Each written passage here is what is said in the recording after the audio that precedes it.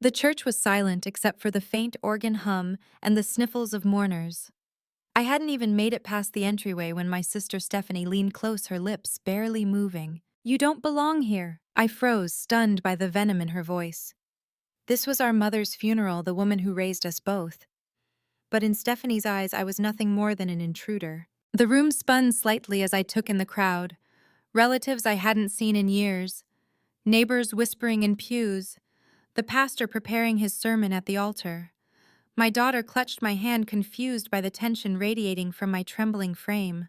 I hadn't seen Stephanie in nearly a decade, not since the day she betrayed me and destroyed our family. And she had no idea that today, in front of everyone she sought to impress, I'd reveal the truth that would dismantle her perfect facade and finally set me free. She thought I didn't belong. She was about to find out why this funeral wasn't just about saying goodbye to our mother. It was about everything Stephanie tried to bury, and I was done letting her win. I'm Evelyn Mayfield, 45 years old, divorced mother to a teenage daughter named Clara, and until recently, the estranged daughter of Eleanor Grayson. You might wonder how someone becomes estranged from their own mother, or how a sister can turn so cold she whispers venom at a funeral. It didn't start that way. We weren't always like this. Growing up, Stephanie and I were close in the way only sisters forced to share a bedroom and a single pink rotary phone could be. I was the quiet one, the reader, the one who spent summers buried in books and journals. Stephanie, on the other hand, was the bright light, the girl with the shiny blonde curls and a loud laugh that made everyone notice her when she entered a room. She always got noticed, I didn't. Mom loved us both, or at least that's what she told us. But even as a child, I felt the subtle tilt, the way she would brush Stephanie's hair even when we were too old for it, how her face would light up at Stephanie's school recitals while my straight-A report cards were met with a polite nod and a distracted, "That's nice, honey." My father died when I was 11. After that, Mom became different, harder, quieter. She leaned heavily on Stephanie, who had a flair for comforting people, at least on the surface. I coped in my own way. I retreated further into books, into silence. By the time we reached adulthood, the roles were fixed. Stephanie was the golden daughter, always smiling, always achieving. I was the shadow behind her. I married young. His name was Mark, and he was kind and stable, the opposite of flashy, which Mom hated. "You're settling," she said at our engagement party, loud enough for guests to hear. "You could do so much better if you just tried harder." But I didn't want to try harder. I wanted peace. We had Clara a year later. My marriage was far from perfect, but Clara was everything. I threw myself into motherhood, into PTA meetings and packed lunches and bedtime stories. And slowly I stopped trying to be the daughter my mother wanted. Meanwhile, Stephanie built her empire. She went into real estate, flipping homes, making connections, always in heels and a blazer that cost more than my monthly rent. She dated men with country club memberships and stock portfolios. She bragged about her vacations to Ibiza while I saved coupons for groceries. Despite everything, I kept trying. Holidays, birthdays, family dinners. I showed up, smiled, tried to bridge the widening gap. But Stephanie had this way of making me feel small, like my life was a series of failures she'd gracefully avoided. Then came the real betrayal. Mom called me one night, her voice frail. She said she was tired all the time, forgetting things, slurring her words. I dropped everything to visit her. Stephanie didn't. "She's being dramatic," she texted. "You know how Mom gets." But I knew something was wrong. After pushing for tests, we found out it was early onset Alzheimer's. I broke down in the doctor's office. Stephanie didn't even show up. From then on, I became Mom's caregiver. I cooked her meals, paid her bills, sat beside her as she forgot my name, then remembered it again, then forgot it for good. And still, Stephanie swooped in every few weeks, all smiles and perfume, taking selfies with Mom when she was lucid enough to recognize her. She never stayed long, just enough time to make an appearance and post something sentimental online. For the last 3 years of Mom's life, I was there, every day, watching her fade. When Mom passed, I thought finally we'd grieve together, that maybe the pain would dissolve some of the bitterness. But the obituary said survived by her devoted daughter, Stephanie Grayson. No mention of me, no mention of Clara, and the funeral arrangements made entirely without me. Stephanie didn't call, didn't text, so when I arrived at the church that morning, hand in hand with Clara, wearing Mom's favorite navy dress, The one she wore to my graduation. I wasn't expecting warmth, but I wasn't expecting to be told I didn't belong either. What she didn't know, what no one knew, was that in Mom's final month, she had one moment of clarity. Just one. And in that fleeting window of lucidity, she handed me a letter. Her hand trembled, her eyes locked onto mine with urgency I hadn't seen in years. "I should have told you sooner," she whispered. "This is for when I'm gone." The letter was hidden in my purse, neatly folded, its contents still engraved on my heart. I hadn't planned to read it. Not until Stephanie whispered those words, those cruel final words. Now I was ready to reveal the truth. Because that letter didn't just prove I belonged. It proved Stephanie had spent her whole life hiding a secret she thought would never come to light. And Mom, in her final act of clarity, made sure it wouldn't stay buried. The funeral service was a blur of organ hymns, flower arrangements, and well-meaning condolences that barely registered. I sat stiffly beside Clara in the second row. Stephanie naturally had reserved the first. She didn't even glance my way, not once. Her perfectly coiffed head remained tilted just enough to give the illusion of sorrow, but I knew that look.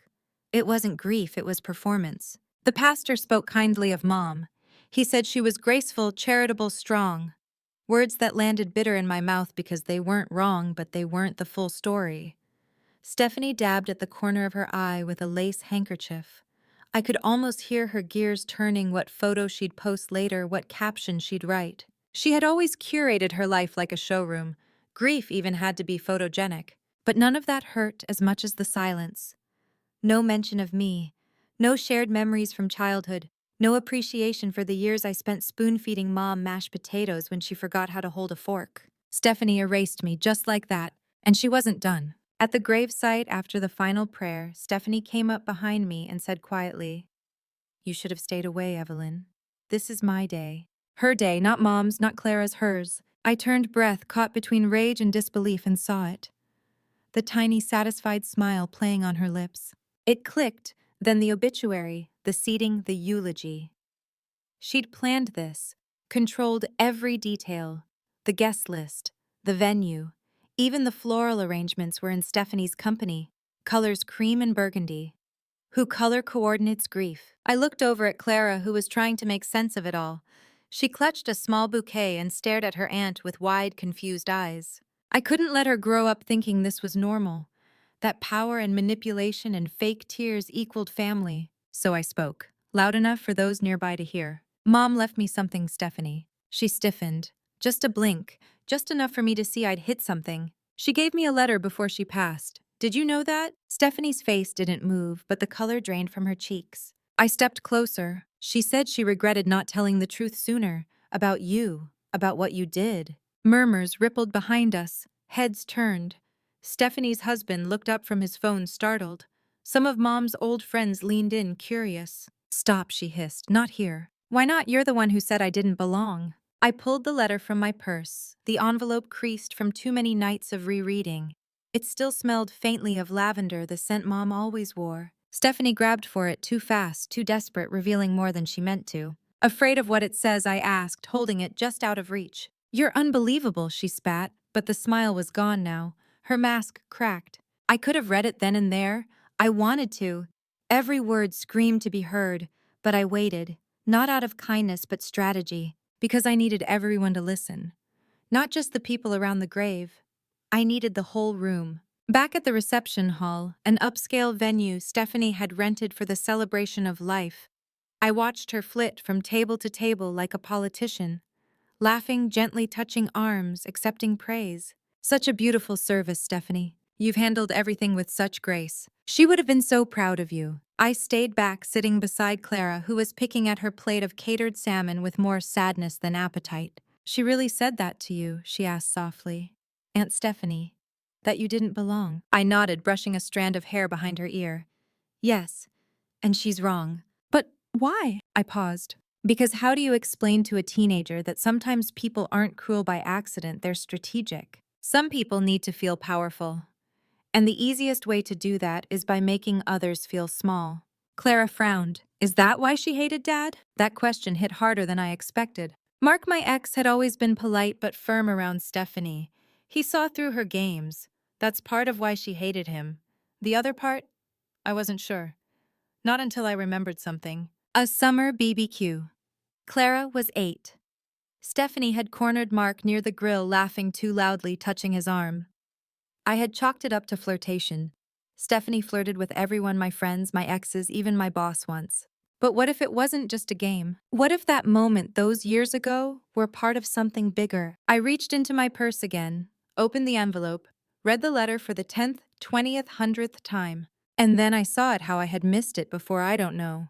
The part I had skimmed too, caught in grief to process. I never said anything because I was ashamed of how I let her get away with so much.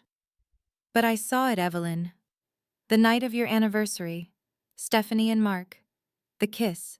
In my own kitchen. My stomach dropped. The night of our 10th wedding anniversary, I'd come home early from work to surprise Mark. The kitchen was clean. A bottle of wine was open. But he said nothing had happened, he just got bored waiting for me. And I believed him. God, I believed him. Mom saw it and said nothing for years. And now, 10 years later, she had finally confessed, tucked between apologies and wishes she couldn't fulfill. Stephanie hadn't just manipulated Mom's funeral. She had kissed my husband. I stared at the words on the letter for what felt like an eternity, my hand trembling slightly under the linen-covered table. Clara watched me concerned. I folded the letter carefully, placing it back into my purse like it was a loaded weapon, and it was. Stephanie thought she'd won, again. She had successfully rewritten the last years of our mother's life, erased me from the narrative. And now I knew she had made a play for my husband, perhaps even more than a kiss. The realization boiled inside me like a volcano just beginning to stir. But this time I wasn't going to confront her in private. I wasn't going to cry in my car or send angry texts that would be twisted and mocked. This time I would be deliberate, surgical. She had played the long game and I would too. I didn't want her tears. I wanted her silence. I wanted her reputation to shatter, not with screams, but with whispers from the very people she spent her life trying to impress. It started that very night. While Stephanie basked in the glow of compliments and thinly veiled praise, I made quiet rounds around the room. I didn't need to say much, just ask simple questions. Wasn't Stephanie amazing today? Did you know I wasn't involved at all in planning? Oh, I assumed you and Stephanie worked on it together. No, she cut me out completely. Not even a mention in the obituary. Pause, let it land. Then move on. She always said she was the caregiver. But I thought you lived with your mother these last few years. I did, every single day. Oh, I didn't realize. Each seed I planted that evening was small, quiet. But doubt spreads quickly when there's already a foundation of ego. And Stephanie's ego, it was a skyscraper. Over the next few weeks, I did what Stephanie would never expect. I smiled. I waited. I played the part of the grieving sister who just wanted peace. While she posted filtered photos of the reception on Instagram with captions like, "Celebrating a life well lived, #family first, #gone." Too soon, I quietly gathered my arsenal. The first tool, that letter. I made 5 certified copies and stored them in safe places. One in a fireproof box, one in Clara's possession, one with a lawyer. The original stayed with me. The second tool, emails and texts. I had years of them. Snide remarks, backhanded comments, even one where she flat out said, "You'll never be as loved as I am." That one was my favorite. I collected it all, not to release them immediately, but to use them with precision. The third tool, connections. Stephanie always liked to gloat that she had friends in high places. But what she didn't know is that I had one too. Monica, Mom's former attorney, and an old friend of mine from college. I scheduled a lunch. She revised her will, I asked, casually sipping tea. Monica hesitated, then nodded. Yes, not long before she passed. Why? Did Stephanie pressure her into anything? Monica leaned in. Let's just say there were inconsistencies. But Eleanor insisted on making the changes herself. She left most things to Stephanie. I nodded. That's okay. I don't want her money. I want the truth. Monica paused. There's something else. She pulled out a file from her bag. A scanned copy of a handwritten note witnessed and signed Mom's final amendment. It wasn't legally binding, it had come too close to her death and hadn't been notarized, but it was clear. I regret cutting Evelyn out. She deserves my thanks, my house, and most of all, my forgiveness. Stephanie may have the charm, but Evelyn had the heart. It wouldn't hold up in court, but it would hold up in public. The final phase of my plan was the event Stephanie cared about more than anything, the Grayson Foundation Gala, a charity fundraiser she had created in Mom's name, now an annual black tie affair where Stephanie played hostess to CEOs, board members, and society pages. This year it was to be bigger than ever, the first gala after Mom's death, and I had just enough time to make my move. I RSVP'd with two guests, Clara and Monica. Stephanie tried to block me. I received a formal letter from her assistant stating that due to capacity limitations, we unfortunately cannot accommodate you this year. I responded with a forwarded copy of the handwritten amendment and a note from Monica referencing public fiduciary interest and the ethical implications of exclusion. The silence after that was deafening. She couldn't stop me, not without drawing attention to why she wanted me gone. The night of the gala, I wore black silk and Mom's old sapphire earrings, ones Stephanie always assumed were hers. Clara held my arm, proudly elegant and fierce in her floor-length gown. Monica trailed behind a calm, quiet storm in navy blue. The ballroom was grand, lit with chandeliers and the clinking of wine glasses. Stephanie worked the room with her usual charm, but I saw it, the shift. Her smile was brittle. Her eyes tracked me. Her hand kept going to her phone. She was waiting, dreading. I didn't make a scene. I didn't throw a drink or start a shouting match. Instead, when the time came for the slideshow photos of Mom's life carefully curated by Stephanie, I requested a single edition, a final image. It was a scan of the letter, the one Mom gave me. Not the whole thing, just the last 2 lines. I was wrong to let her get away with it. I hope one day people will see the truth about Stephanie. I should have protected you. The room went still. Stephanie turned to the projector, her eyes wide frozen mid-toast. No one said a word, not until the murmurs started. What did she do? Who's the letter for? Was that real? I stepped onto the stage as if I belonged there because I did. I cared for our mother every day for 3 years. I watched her forget who she was and who we were. But one thing she remembered before she passed was that love is more than appearances. I looked directly at Stephanie. It's action and honesty, and sometimes it's telling the truth even if it hurts. I stepped down before she could speak.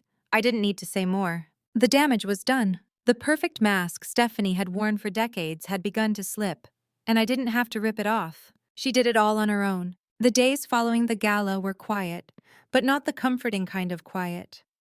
It was the stillness after an earthquake, when everyone is waiting to see which buildings still stand and which ones collapse under the weight of their own foundations. Stephanie didn't call me, she didn't text, but I heard from others, cousins, neighbors, even her former assistant. She canceled 3 showings this week. She hasn't been seen at the office. She untagged herself from every photo of the gala. It was working. But oddly enough, revenge no longer consumed me. Not in the way I had expected. I didn't feel victorious standing over her broken image. I didn't want to twist the knife, because for the first time in years, maybe ever, I felt free. There was something so deeply liberating about shedding the weight of my mother's favoritism, Stephanie's shadow, and my own silence. I had always assumed I needed their approval to feel valid, to matter. Now I knew better. My healing didn't come from exposing Stephanie. It came from finally standing in my own story, and that story was just beginning. After the gala, Clara and I returned home to our quiet little house on the outskirts of town, the one I used to be ashamed of because it wasn't impressive or modern or part of some luxury HOA community like Stephanie's. But that night it felt warm, safe, ours. Clara sat on the couch in her pajamas eating ice cream from the tub. "Did you mean what you said up there?" she asked. "Which part?" "That love is action and honesty." I nodded, more than anything. She scooped another spoonful. "I'm proud of you." My throat tightened. "You are." She shrugged like it was obvious. "You stood up for yourself, for Grandma, for me. You didn't let her erase us." I didn't respond right away. I just watched her, my daughter, stronger than I ever gave her credit for, sitting there with the kind of quiet confidence I spent decades searching for. Later that night, after she went to bed, I opened my laptop. And for the first time in 20 years, I opened a blank document. Chapter 1. The lie that started it all. It had been so long since I wrote anything other than grocery lists and doctor's appointments. But the words poured out of me like a dam breaking. The story needed to be told, not just for me, but for every woman who'd ever been silenced, erased, pushed aside by someone who smiled while holding a knife behind their back. I wrote about caregiving, about invisible labor, about resentment buried beneath polite smiles, about grief and guilt, and the way betrayal can arrive wearing lipstick and pearls. It wasn't just a journal, it was a book, or at least the beginning of one. Within a month, I had 30,000 words. I didn't tell Stephanie I didn't need to. Instead, I joined a local writers group. I met women smart, fiery, unapologetically themselves who encouraged me to keep going. I began to find pieces of myself I hadn't seen since college. The woman who used to win essay contests? The one who dreamed of publishing. She was still there, buried under years of laundry and disappointment and survival. She wasn't gone. She was just waiting. One of the women in the group, Naomi, was a retired literary agent. She read my first 5 chapters and said, "Evelyn, this is raw and brilliant. Keep going." Her praise felt strange at first, foreign, but I held on to it. By month 3, I had a full manuscript. By month 4, Naomi sent it to 2 editors she trusted. And by month 5, I had a book deal. The publisher wanted to market it as part memoir, part reckoning. They loved the angle. 2 sisters, 1 funeral, a buried betrayal. I never used Stephanie's full name. I didn't have to. The truth didn't need to be loud to be powerful. The title, Uninvited. It was perfect. When the book announcement went live in Publishers Weekly, Stephanie sent her first message in months. "Stephanie, you're profiting off lies. You're disgusting." I stared at it, no greeting, no apology, just more deflection. But I didn't need an apology. I typed 1 sentence. "Me, the truth doesn't care how uncomfortable it makes you." I hit send and then blocked her number. That's when it hit me I wasn't angry anymore. I was done needing her to understand, to validate me, to change. I wasn't writing the book to hurt her. I was writing it because I needed to stop hurting. And I had. One sunny afternoon, months after the funeral, Clara and I sat in the backyard with mugs of tea. The grass was overgrown. The flowers needed pruning, but it was beautiful in its chaos. It was real, like us. "You know," she said, "I think Grandma would have been proud of you too." I smiled. "I think maybe she always was. Just didn't know how to show it." Clara nodded. "And maybe now you can show you how to be proud of yourself." I laughed because she was right. My daughter had more wisdom in her pinky than I had at her age. I had spent years living for everyone else, for Mom, for Mark, even for Stephanie. But now I was living for me. I started volunteering at a local hospice center, not because I needed to feel useful, but because I understood what it felt like to sit with someone as their memory faded, as their body failed them. I shared Mom's story carefully, honestly, and sometimes that was all people needed, to be seen. Stephanie's life didn't implode overnight, but the cracks were visible now. Whispers followed her. Some clients dropped her. Her image began to tarnish, not because I dragged her name through the mud, but because her mask no longer fit. And still I felt no urge to gloat, because while she spent her days clinging to appearances, I was building something that couldn't be taken away. A life, a voice, a truth. For the first time, I didn't feel like the forgotten daughter or the invisible sister. I felt like Evelyn, whole, strong, independent, and completely, utterly free. It had been nearly a year since Mom's funeral. The book was out in the world already, in its 3rd printing, with interviews lined up, and readers sending me emails filled with their own stories of betrayal and awakening. I was living a life I'd once believed was reserved for women braver than me. But then the letter arrived. No return address. Just my name written in handwriting I didn't recognize on a thick cream envelope with a faint floral scent, lavender. My breath hitched. I tore it open with shaking fingers, heart galloping in my chest. Inside was a folded legal document and a single handwritten note. "I never knew you existed until it was too late, but I always wondered. D." Below it, stapled to the back, was something that knocked the air from my lungs, a DNA test. The sender, Deborah Jennings. The name meant nothing to me until I flipped the document and saw the second name listed. Eleanor Grayson, my mother. The result, 99.999% probability of half-sibling relationship. I sat frozen, rereading it again and again, the words blurring. My mother had another child, a daughter. And somehow, I wasn't the only one she'd shut out. Deborah was real. She was my sister, not Stephanie. Stephanie and I weren't even related by blood. It took days before I could say it out loud. Even then, I barely believed it. I called Monica. "Can you meet me urgent?" We met at her office. I slid the papers across her desk, watched her expression morph from curiosity to disbelief. Evelyn, this? Are you sure this isn't a mistake?" I shook my head. "The lab is real. I looked it up. And Deborah sent this note. She's not asking for anything. She just exists." Monica pulled out a file. You need to see something. She flipped open Mom's will and pointed to an earlier draft. There was a clause in one of her earliest versions before she got sick. It mentioned a private donation to a women's shelter in Denver. No details, just a vague instruction. And that shelter, it was where Deborah was born. I checked. My mouth went dry. Monica leaned back. It looks like your mother had a child very young, possibly before she married your father. She gave the baby up, never spoke of her again. Oak. But she adopted Stephanie. Yes, and now it makes sense. My mind reeled. Stephanie wasn't her biological daughter either. We were both outsiders, but only I had been treated like one. How had Mom chosen Stephanie over her own blood? Was it guilt? Atonement? Or just another secret she thought would die with her? I didn't know how to feel. My mother had rewritten her own history, and I had spent years trying to live inside someone else's fiction. I found Deborah online. A quiet librarian in New Mexico, unmarried, no children, no social media presence, except for a work profile on a university website. I sent her an email. Subject Evelyn. Hi, Deborah. Thank you for your letter. I don't know what to say except that I believe you. Would you be open to a call or coffee if you're ever in town? Evelyn. Her response came 2 hours later. Subject Evelyn. Dear Evelyn, I've been waiting years for this. Yes, whenever you're ready, so am I. Warmly, Deborah. We met at a small cafe the next weekend. She looked like me. Same eyes, same cautious smile.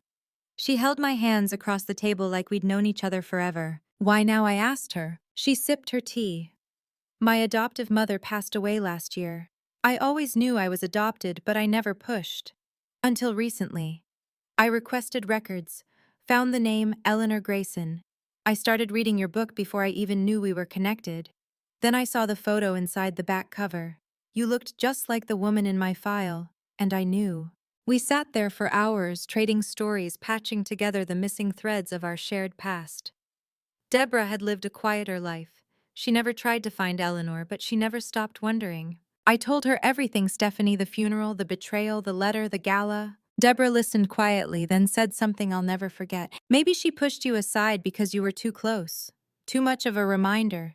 Maybe loving you was the thing that hurt her the most. I didn't know whether to cry or scream. All those years, had I been the mirror Mom couldn't look into? Stephanie was the fantasy she got to build a blank slate.